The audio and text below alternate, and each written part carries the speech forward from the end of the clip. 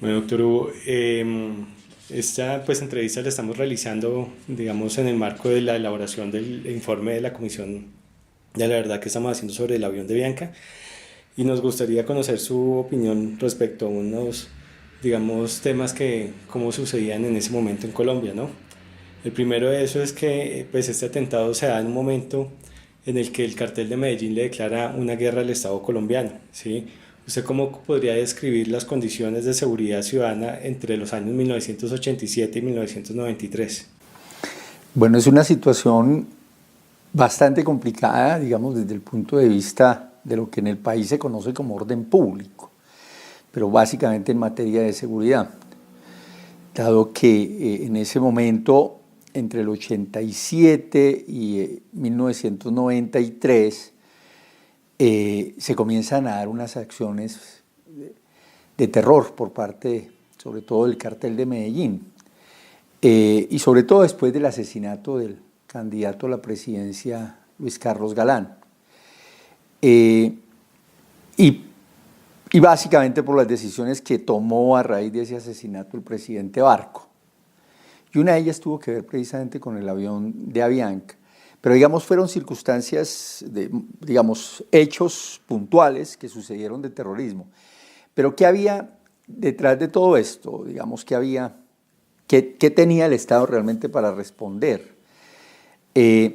La verdad es que teníamos unas instituciones bastante diezmadas y débiles.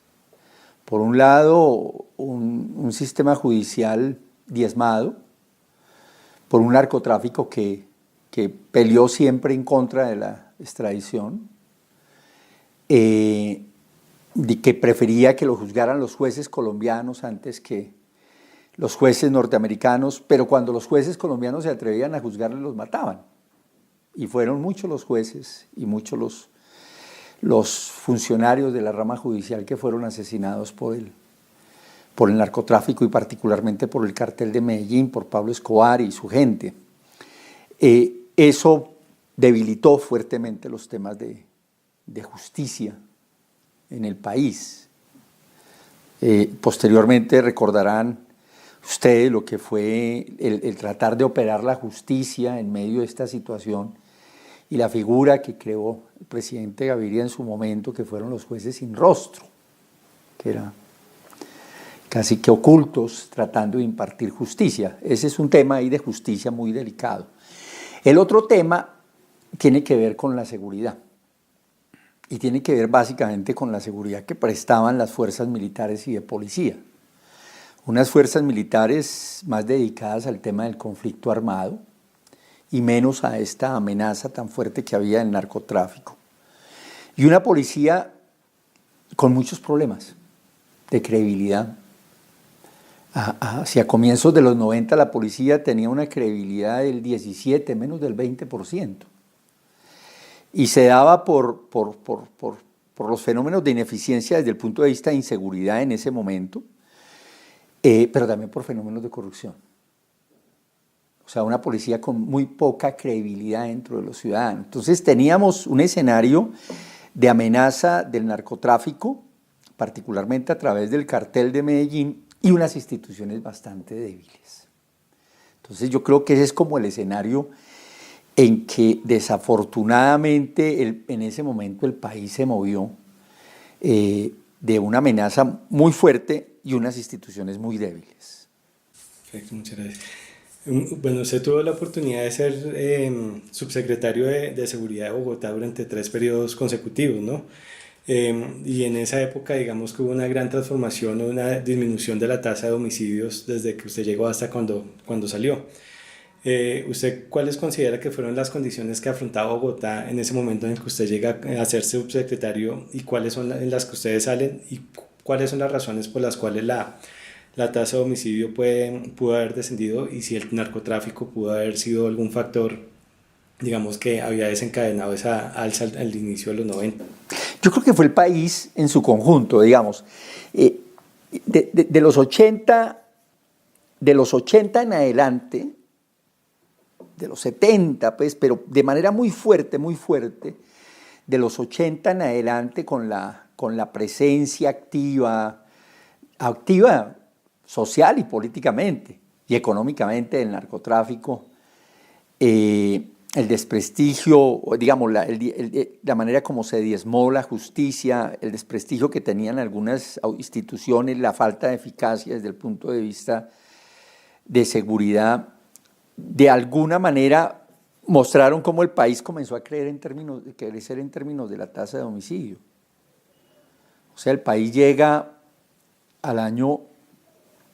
exactamente al año 1991, con una tasa cercana al 68, 70 homicidios por cada 100.000 habitantes. Quizá la tasa más alta, por encima de 70 homicidios por cada 100.000 habitantes. ¿Qué encontraba uno, digamos, sobre todo a comienzos de los 90 desde el punto de vista de la seguridad ciudadana? Desde luego el presidente Barco declara la guerra al narcotráfico, establece la extradición y el Estado se prepara a combatir y lo hace, digamos, bien, sobre todo, digamos, en lo que luego se conoció como el bloque de búsqueda y una policía muy especializada a perseguir al Cártel de Medellín. Yo creo que en ese sentido ahí lo hace muy bien con el apoyo de los Estados Unidos. Digamos, era una policía, ese nivel de la policía muy importante y con cierto profesionalismo. Pero en general, digamos, teníamos muy buenos esfuerzos para el tema de perseguir el narcotráfico y el cartel, pero teníamos muy bajos esfuerzos y muy bajo profesionalismo para garantizar la seguridad ciudadana.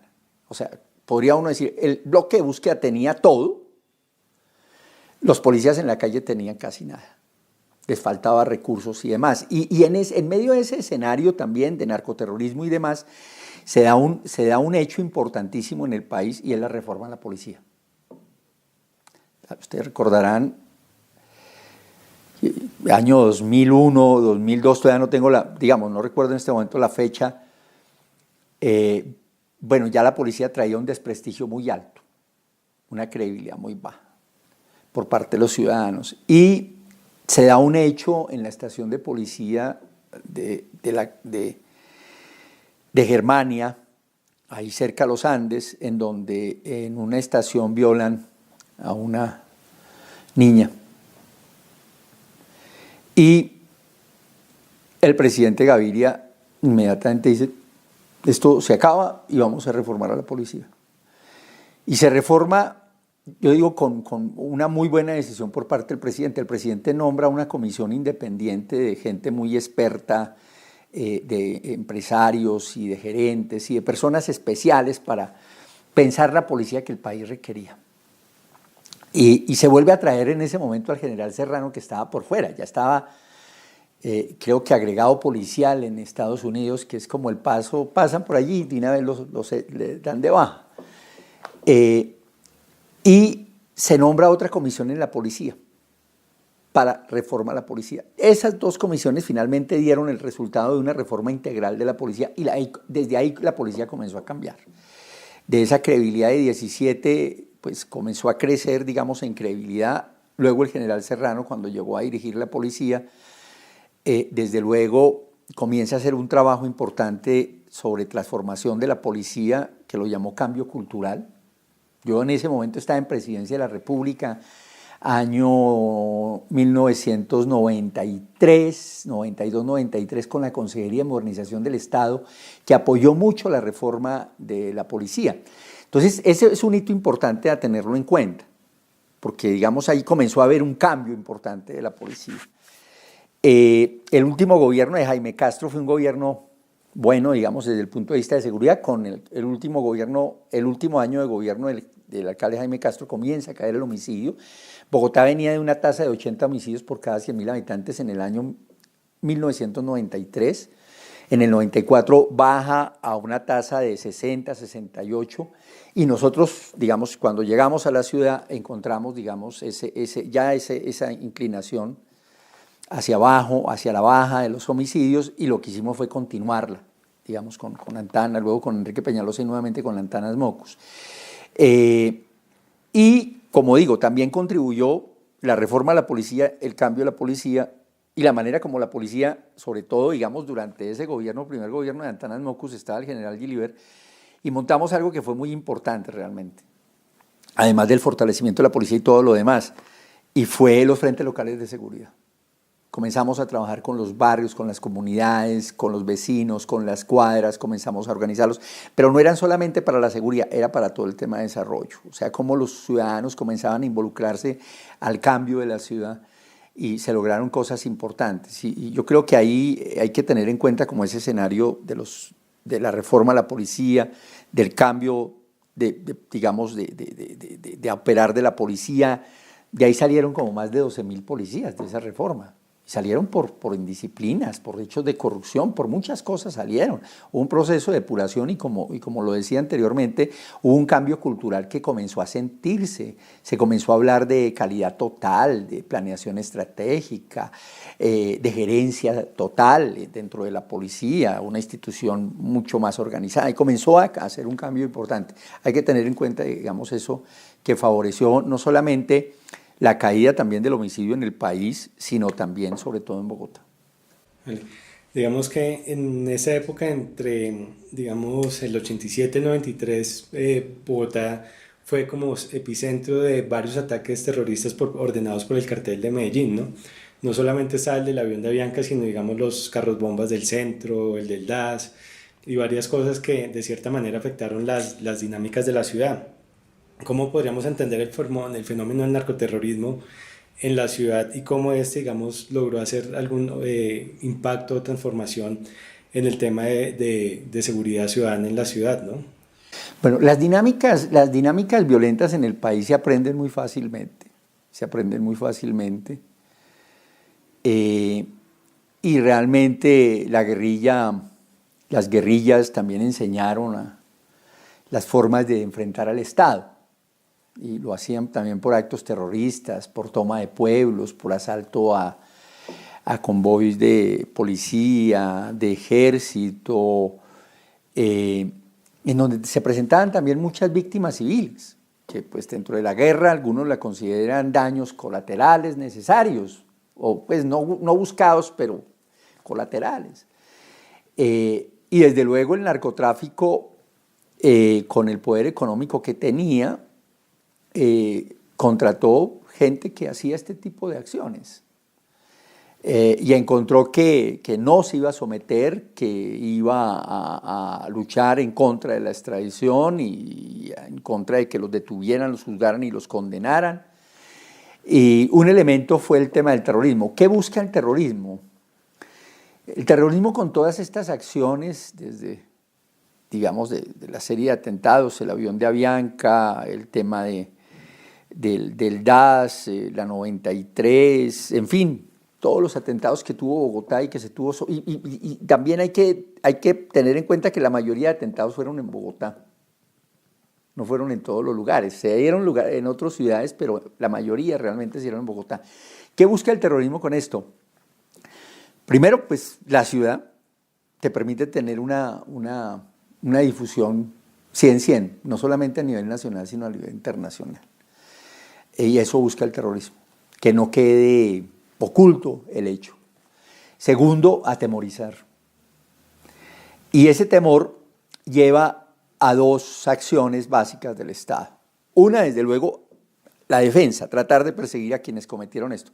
Pero la otra es la de los ciudadanos, y es que los ciudadanos comienzan a pedirle al Estado: pare, no persiga a esa gente, no les hagan nada. Y esta gente no hace nada, o sea, no los persigan porque, miren, de tanto perseguirlos, miren lo que está sucediendo.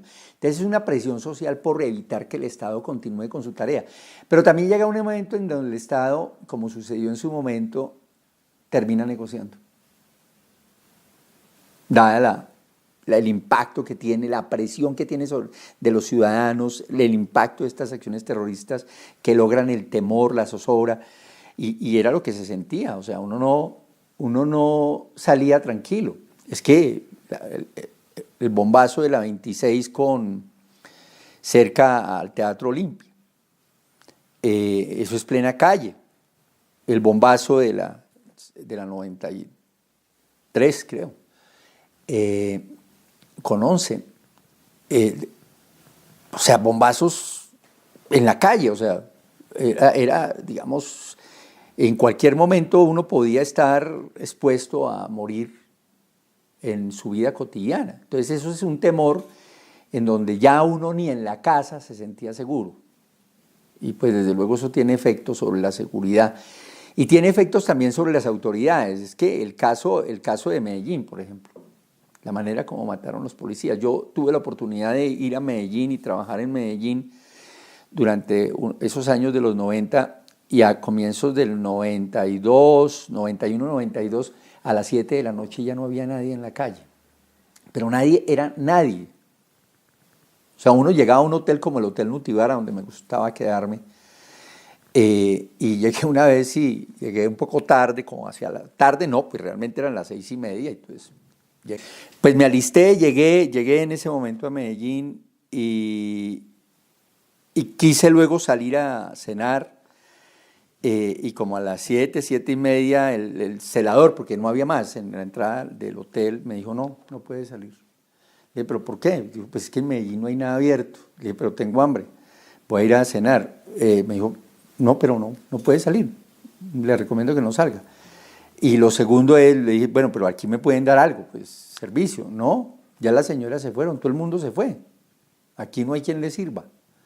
Entonces era el terror total, ¿no? Y en ese momento era porque también estaban matando policías. En Medellín era, una imagen que tengo era un carro de policía, en donde la gente que iba atrás en los carros dejaba como 2 cuadras el carro de policía ya solo. Y los que iban adelante iban a toda velocidad para que no se les acercara el carro de policía, porque podía suceder un atentado y terminar en la mitad. Entonces sí, fueron épocas de terror muy grandes, que afectaron sobre todo la seguridad y la tranquilidad de todos, absolutamente todos los ciudadanos, pero como los dos extremos, ¿no? Uno, terror que se difunde a nivel nacional e internacional, terror que infringe, que da miedo que lleva a presionar al Estado, y un Estado que finalmente luego termina también negociando. Perfecto. Bueno, digamos que desde la época de Pablo Escobar hasta la fecha ha habido un fenómeno como transversal que ha atravesado, digamos, el tema del narcotráfico, y ahorita el conflicto armado, pues que ha sido el mismo narcotráfico, digámoslo así, que digamos ha dejado de estar como en las zonas rurales también para llegar a las ciudades. ¿Cómo se podría describir hoy en día ese fenómeno del narcotráfico en las ciudades, y cómo sigue asociado al tema del conflicto armado? Bueno, pues el narcotráfico, digamos, si no fuera por el narcotráfico, hace rato hubiéramos terminado la guerra. La verdad. Digamos que el narcotráfico es la gasolina que alimenta los grupos armados. Aquí las FARC, desde hace mucho tiempo, ya antes cobraban unos impuestos, un gramaje, y terminaron no solamente cultivando, produciendo y exportando, sino también lo hace el ELN y lo han hecho los distintos grupos. O sea, todo el auge del narcotráfico que se mantuvo, sobre todo, digamos, de los 90 hacia acá, y el involucramiento de los grupos armados, pues llevó a que permanezcan hasta la fecha. El ELN hoy es uno de los tantos grupos criminales que se alimentan del narcotráfico, así sus dirigentes digan que no. Y digamos, eso desde luego ha influido en el mantenimiento de estos grupos. Afortunadamente ya hay una desmovilización de las FARC, aunque quedan las disidencias. ¿Por qué se quedaron grupos de las FARC no desmovilizándose? Se quedaron no porque crean que van a tomarse el poder. No, se quedaron porque quieren seguir manejando el negocio rentable del narcotráfico. En eso se quedó Gentil Duarte y se quedaron las otras disidencias. Se quedaron manejando un negocio rentable. Ese ya es un negocio personal.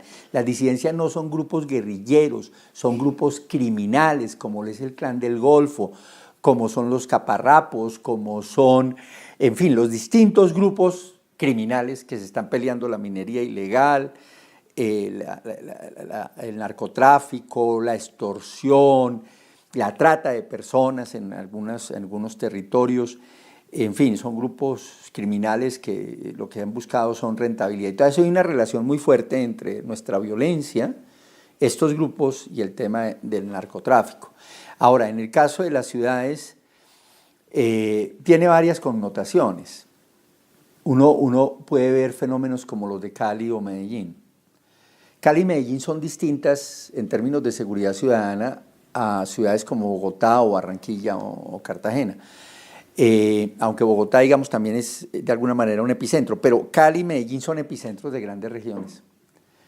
Cali es epicentro de todo lo que sucede hasta la frontera con Ecuador, todo lo que sucede hasta Buenaventura y una parte del Atlántico, del Pacífico, ¿sí? Y una parte también del eje cafetero. Esa es una parte ahí al norte hacia el sur occidente. Allá está Cali como epicentro. Y eso tiene un efecto sobre Cali. La gente que desarrolla muchos de los negocios en todo ese territorio vive y se mueve en Cali, ¿cierto? Entonces, ese es un efecto. Igual sucede con Medellín. Medellín tiene como epicentro ascendencia sobre el Bajo Cauca, inclusive una parte del sur de Bolívar, la parte del nudo de Paramillo, Urabá, una parte de Chocó, una parte hacia el centro del país. Entonces, son epicentros, como epicentros se ven afectados, como epicentros son elementos importantes de la economía legal, formal de esos territorios, pero también son epicentros de la economía informal y se ven gravemente afectados por fenómenos de crimen organizado muy grande. En el caso de las otras ciudades, en el caso de Bogotá, Bogotá ha pasado, digamos, dentro de todos los negocios del narcotráfico, ha pasado, yo diría, como un nivel ejecutivo, un nivel de blanqueo, pero también un nivel de paso y almacenamiento de droga que va hacia otro lado. La droga del llano que quiere ir hacia la costa, hacia puertos y demás pasa por aquí, en algunos casos se almacena y luego sigue hacia otros territorios, en otros casos en una parte de esa droga se queda aquí, se distribuye y la verdad es que las ciudades están creciendo grandemente desde el punto de vista de consumo, sobre todo de drogas.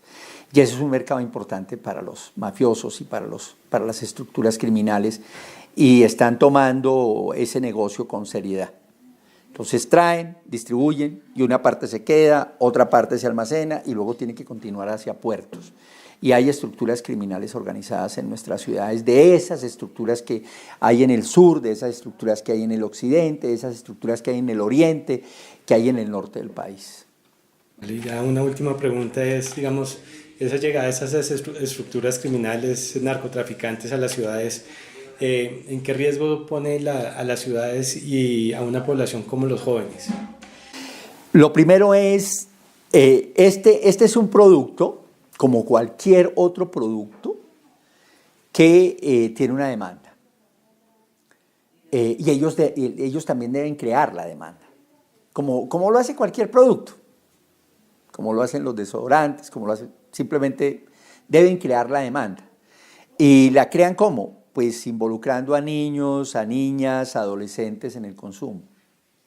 Inicialmente gratis, todo lo que se entrega, y después son los mejores clientes. Entonces, de esa manera se están metiendo y están creciendo el consumo. Les interesa que la demanda crezca, les interesa que el consumo crezca en las ciudades. Entonces, eso afecta en dos sentidos. Uno, en adicción.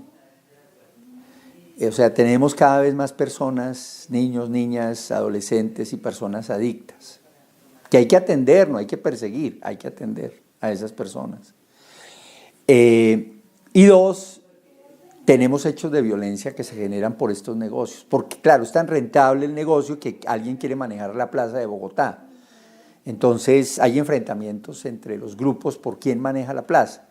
Los distintos descuartizados son solamente manifestación de la presencia de esos grupos.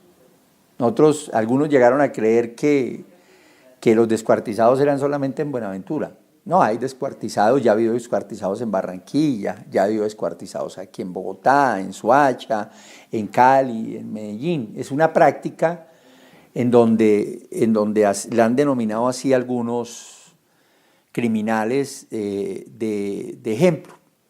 O sea, quien se comporta mal dentro de la organización, quien no devuelve el producto, quien se roba la plata, quien no atiende a los jefes, quien se desvincula, quien está apoyando a otro grupo, lo castigan, lo torturan y te lo terminan descuartizando, y eso sirve de ejemplo para que los demás sean fieles a estas organizaciones criminales.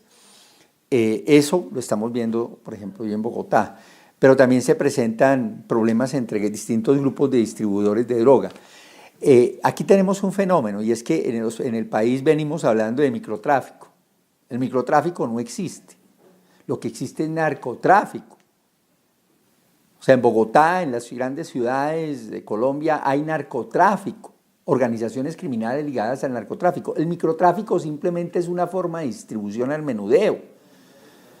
La droga no llega ni a Cartagena, ni a Barranquilla, ni a Bogotá, ni a Medellín, ni a Cali, kilo a kilo. Llega en containers, o llega en camiones, o llega en camiones refrigerados.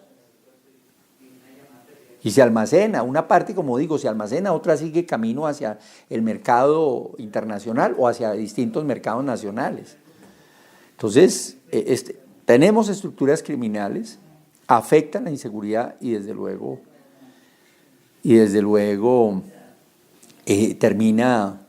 termina deteriorando el bienestar de los ciudadanos. Como digo, en dos sentidos. Uno, el tema de seguridad.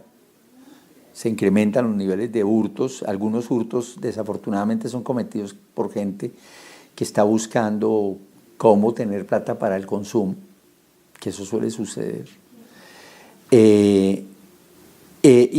O por acciones violentas de estos grupos, pero también tenemos el otro fenómeno, y es que nos está quedando, primero tenemos a muchos niños, niñas y jóvenes en riesgo de poder caer en el consumo de drogas y en las garras de estos criminales, y tenemos niños, niñas y adolescentes y adultos también que ya son adictos, que hay que atenderlos de otra manera. Entonces yo creo que hay problemas. Muchísimas gracias, doctor Hugo.